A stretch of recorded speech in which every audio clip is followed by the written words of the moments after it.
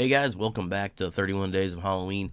Today is day 14, and today I watched Hellfest, which is a movie directed by Stephen Plotkin, who did one of the Paranormal Activity movies, The Ghost Dimension, I believe.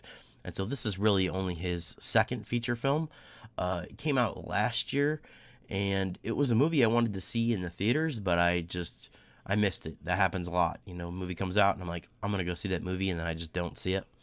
So I watched this on Amazon Prime. I used like the little free trial for Showtime and got to see it.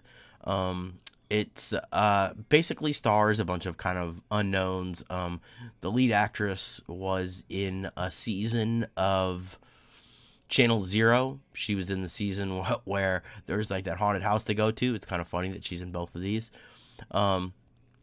And rest of everybody's pretty much unknown, but the it features Tony Todd.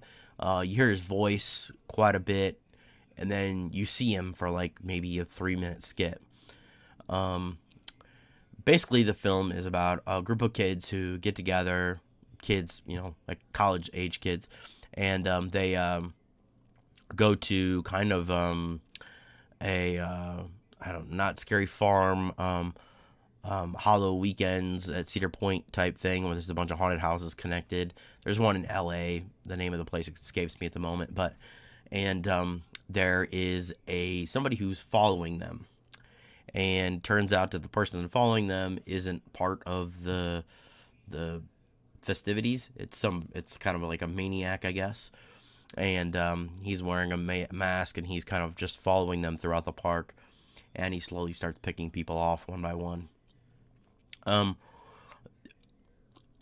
was looking at the actors and the actresses in this movie, and I was like, they all look familiar. They look so familiar. And I looked them up, and I have never seen them in anything. They've never been in anything I've ever seen. And I'm like, what the heck? And I guess it's just because they're so stereotypical, so cliche characters. And this movie, to me, strikes me very much like an old 90s slasher. Like, think like Scream, or more like I Know What You Did Last Summer. It plays very much like that. I love Funhouse, haunted house horror movies. Tobe Hooper's Funhouse is one of my favorite horror films. So I actually really enjoyed this one. The kills are pretty good. There's an eye scene where a guy gets something jabbed in his eye that looks really crazy. Like, they actually show it, which I was surprised. I thought they were going to cut away or just kind of, I didn't think that they would actually show it, and they showed it. And then there's kind of like a sledgehammer kill scene where he kind of crawls underneath one of those test your strength things, and his head ends up on the thing, and the guy takes a giant hammer, boom, his head just pops.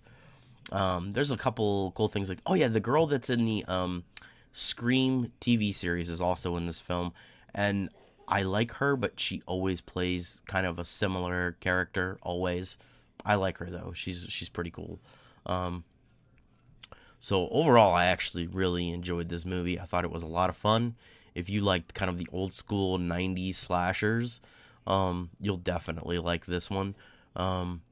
I'd give it like at least 3.5, maybe 4. I know I always kind of go back and forth on which rating I would give it, but I'd actually give this 4 because I would consider rewatching this movie because I enjoyed it so much.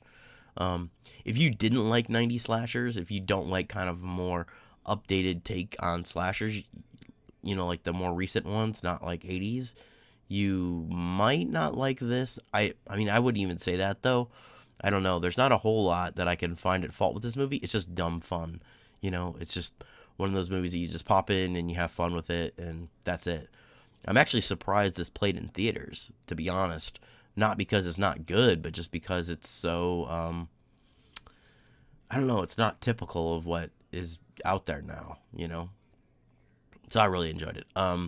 For tomorrow's review, I am watching Blood and Donuts, reviewing that movie anyway. And I highly recommend you check out Hellfest if you haven't already. It's really good.